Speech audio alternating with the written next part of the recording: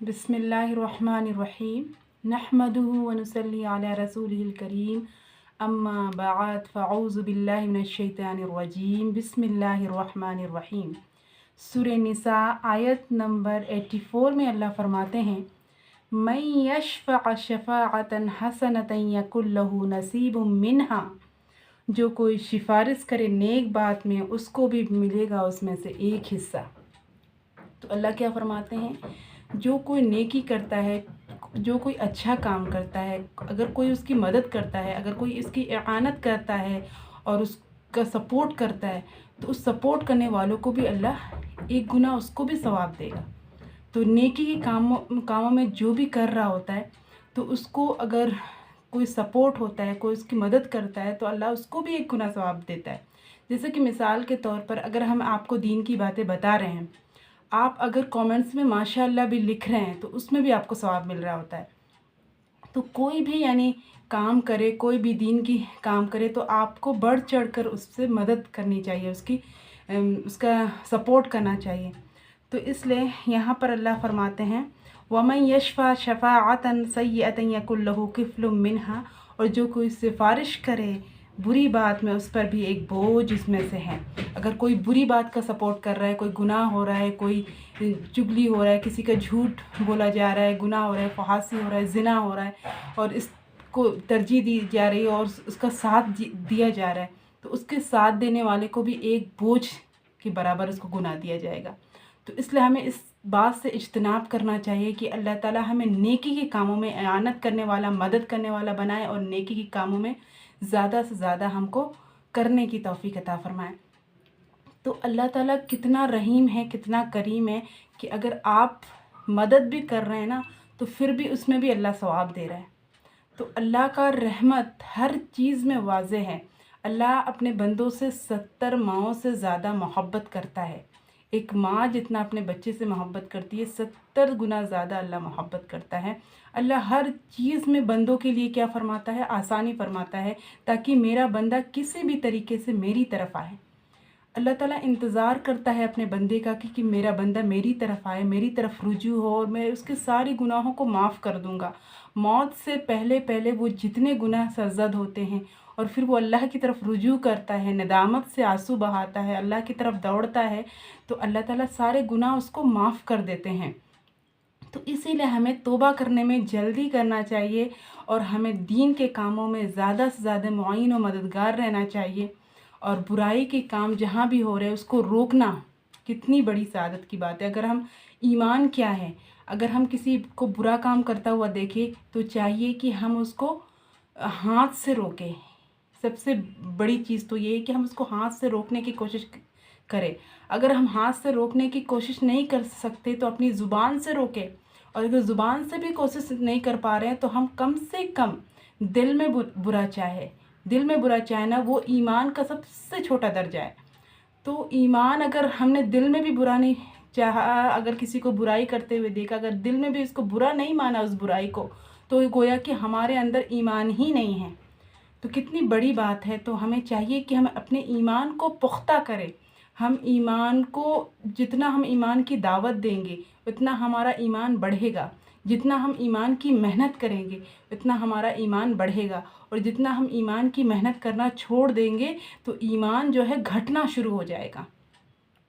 तो इसीलिए हमें चाहिए कि हम हर काम में अल्लाह के हर हुक्मों को बजा लाने की कोशिश करें, और जितना हो सके अगर हम नहीं कर पा रहे हैं, तो दूसरों की मदद करें। जो दूसरे कर रहे हैं उसका जितना हो सके सपोर्ट करें, उसको उसकी मदद करें, किसी भी तरीके से हो। और यहाँ पर अल्लाह क्या फरमाता है, वकान अल्लाहु अला कुल्ली शैइन मुक़ीता। और अल्लाह है हर चीज़ पर कुदरत रखने वाला। अल्लाह अपने कुरान में ख़ुद ही फरमाता है, अल्लाह वो ज़ात है जो हर चीज़ पर कादिर है। अल्लाह की कुदरत का अंदाज़ा हम कैसे लगा सकते हैं कि हर चीज़ पर अल्लाह कादिर है। जो हम, अल्लाह ताला ने मच्छर के पर से भी कम जो है इंसानों को अक़ल दी है।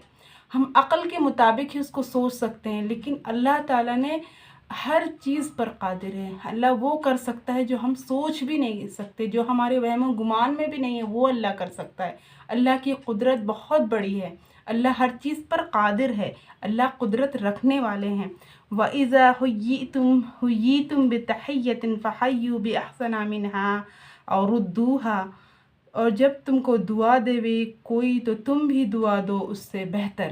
اس سے اللہ کیا فرماتے ہیں کہ اگر کوئی تم کو دعائیہ کلمات سے نوازتا ہے، کوئی تمہارے حق میں اچھی بات کرتا ہے، تو تمہیں بھی چاہیے کہ تم بھی اس کے بارے میں اچھی بات کرو، بہتر بات کرو، یا پھر اسی کی دعا کو لوٹا دو، اور ردوہا، یا وہی کہو الٹ کر جو اس نے کہا، یا پھر اس کو بھی وہی دعا دے دو۔ ان اللہ کان علی کل شیء حسیبا، بے شک اللہ ہر چیز کا حساب کرنے والا ہے۔ اور حساب اللہ کیا فرماتا ہے؟ اللہ بار بار قرآن میں فرماتا ہے حساب کا دن اللہ نے کون سا مقرر کر رکھا ہے؟ وہ قیامت کا دن ہوگا، جس میں ہر چیز کا حساب اللہ لے گا۔ یہاں پر لوگ ظلم کر رہے ہیں، زیادتی کر رہے ہیں، یہاں جو چاہے کر رہے ہیں، جو زبان میں آ رہا ہے لوگوں کے ساتھ معاملہ کر رہے ہیں، بولے جا رہے ہیں، لیکن اللہ ایک ذات ہے جو سب کچھ دیکھ رہا ہے، اور اللہ نے ہم کو دنیا میں رہنے تک کا ڈھیل دی ہے، اور اللہ جب پکڑ میں آئے گا تو پھر کوئی نہیں بچ سکتا۔ اسی لیے ہمیں چاہیے کہ ہم اللہ کی نگہبانی میں ہیں۔ جب اللہ ہمارا مالک ہے، جب اللہ ہمارا بادشاہ ہے، تو ہمیں چاہیے کہ ہم گناہوں سے بچنے کی کوشش کریں، ہم اچھے کام کریں، تاکہ ہمارے رجسٹر جو ہے، جب کل قیامت کے دن سوال ہوں گے، ہم سے سوالات کیے جائیں گے، تو اس میں ہم اچھے کاموں کے بدلے سے پکارے جائیں۔ تو اسی لیے انسان جو ہے حسرت کرے گا اس دن۔ کون سا دن ہوگا؟ قیامت کے دن حسرت کرے گا، گویا کہ اس نے اللہ کے حکم کے بغیر اگر اس نے زندگی گزاری ہوگی، وہ لمحہ کو وہ حسرت کرے گا، کاش کہ میں پھر سے دوبارہ دنیا میں بھیجا جاتا اور پھر سے میں اللہ کو اعمال کے لیے اعمال کرتا، اللہ کو راضی کرنے کے لیے کچھ کرتا۔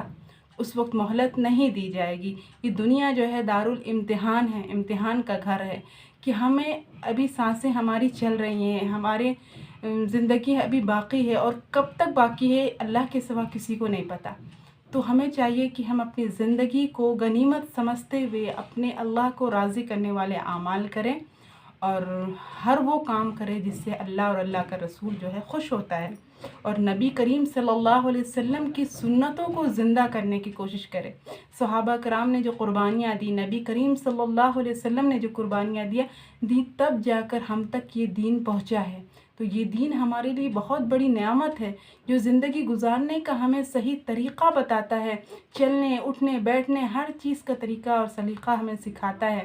تو اس لیے ہمیں چاہیے کہ ہم نبی کریم صلی اللہ علیہ وسلم کی سنتوں پر عمل کریں۔ ان کی ایک ایک سنت کو اگر ہم فالو کر رہے ہیں تو ہمیں 100 شہیدوں کا ثواب دیا جا رہا ہے۔